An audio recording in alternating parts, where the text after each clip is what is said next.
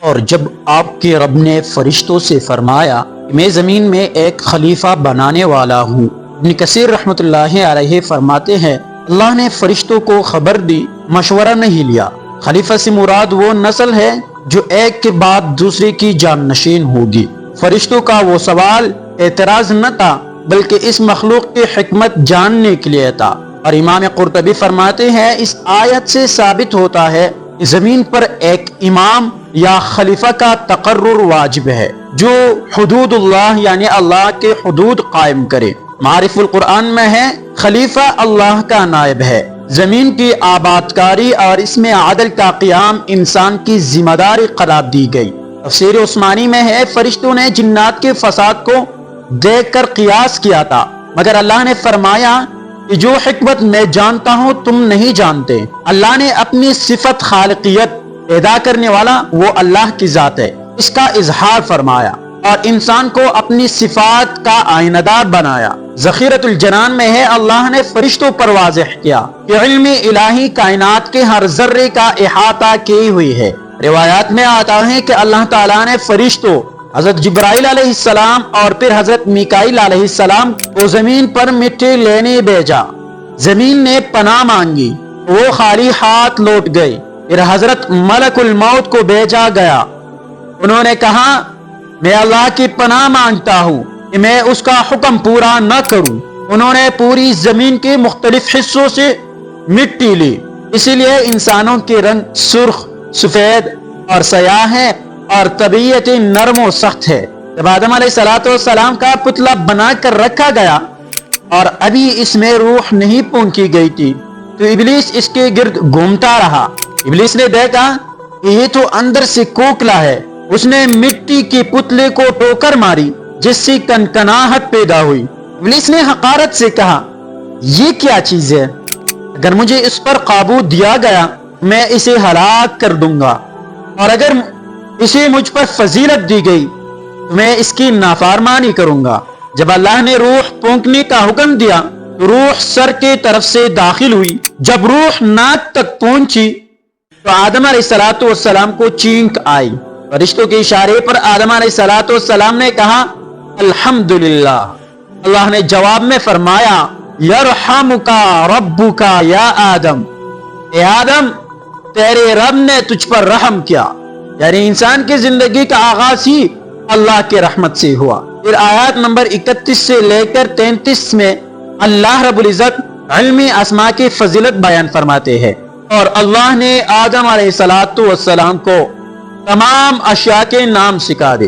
ابن کثیر رحمۃ اللہ علیہ فرماتے ہیں اللہ نے آدم کو ہر چھوٹی بڑی چیز تک کے نام اور ان کے صفات سکھا دیے تھے۔ تفسیر عثمانی میں ہے انسان کی برتری عبادت کی وجہ سے نہیں بلکہ علم کی وجہ سے ہوئی۔ فرشتے تسبیح میں آگے تھے مگر آدم علیہ السلام کائنات کی تفسیر کے علم میں۔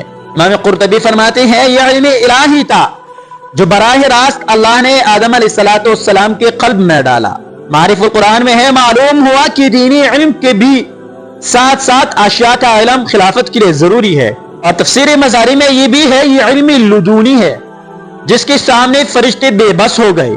فرشتوں کا اپنے کم علمی کا اعتراف سبحانک لا علم لنا ان کے کمال بندگی کی دلیل ہے۔ آیت نمبر 24 میں فرماتے ہیں اور جب ہم نے فرشتوں سے کہا کہ آدم کو سجدہ کرو تو سب نے سجدہ کیا سوائے ابلیس کے۔ ابلیس دراصل جن تھا مگر فرشتوں کے صف میں رہتا تھا۔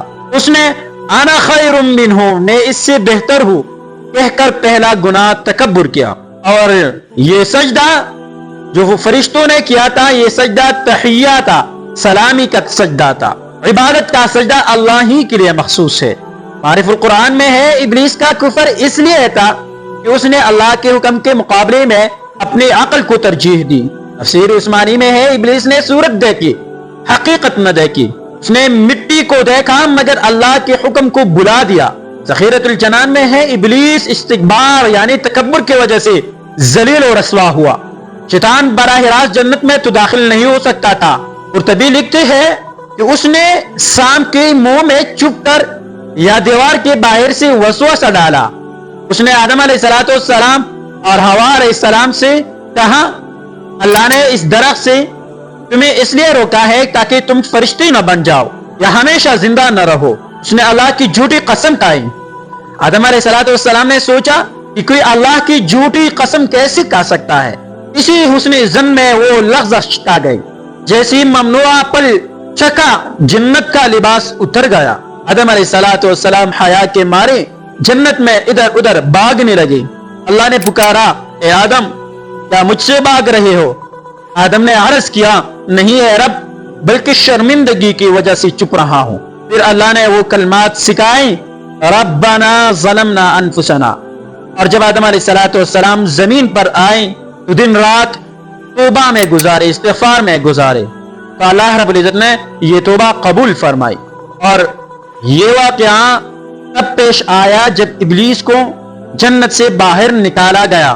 اور آیت نمبر 35 اور 36 میں اللہ رب العزت فرماتے ہیں، ہم نے کہا اے آدم تم اور تمہاری بیوی جنت میں رہو، لیکن ایک درخت ہے اس سے دور رہو۔ ابن کثیر رحمۃ اللہ علیہ فرماتے ہیں وہ درخت کون سا تھا اس پر اختلاف ہے، کوئی کہتا ہے گندم، کوئی انگور اور کوئی کھجور کہتا ہے، مگر قرآن نے اسے مبہم رکھا کیونکہ اس کی پہچان ضروری نہیں، حکم کی اطاعت اصل تھی۔ تفسیری مظہری میں لکھا ہے شیطان نے وسوسہ ڈالا کہ یہ شجرۃ الخلد ہے، ہمیشہ رہنے والا درخت ہے۔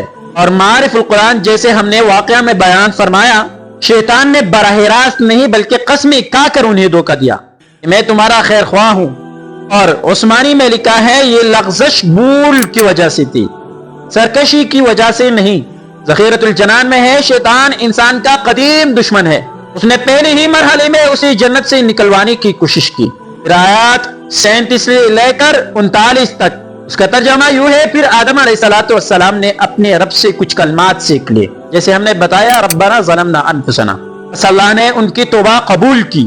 ابن کثیر رحمۃ اللہ علیہ نے ان کلمات کی تعیین کی ہے، کہتے ہیں کہ وہ کلمات ربنا ظلمنا انفسنا تھے، اللہ بہت توبہ قبول کرنے والے ہیں۔ تفسیر عثمانی میں ہے زمین پر بھیجنا سزا کے طور پر نہیں بلکہ خلافت کے اس منصب کو پورا کرنے کے لیے تھا جس کا ذکر پہلے آیت میں ہوا تھا، اور اسی وقت سے توبہ کا دروازہ رہتی دنیا تک کے لیے کھول دیا گیا۔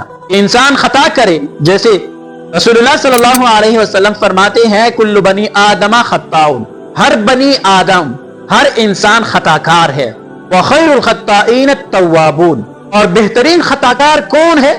آپ جانتے ہیں التوابون، جو توبہ کرتے ہیں۔ جب انسان خطا کرے تو توبہ سے پاک ہو سکتا ہے، معرف القرآن میں لکھا ہے۔ اور تفسیر قرطبی میں ہے اس آیت سے ثابت ہوا کہ توبہ کے لیے اللہ سے رجوع اور ندامت شرط ہے، یعنی اپنے گناہ پر ندامت۔ تفسیر مظہری میں ہے اللہ نے اپنے فضل سے آدم علیہ السلام کو توبہ کا طریقہ بھی خود ہی سکھا دیا۔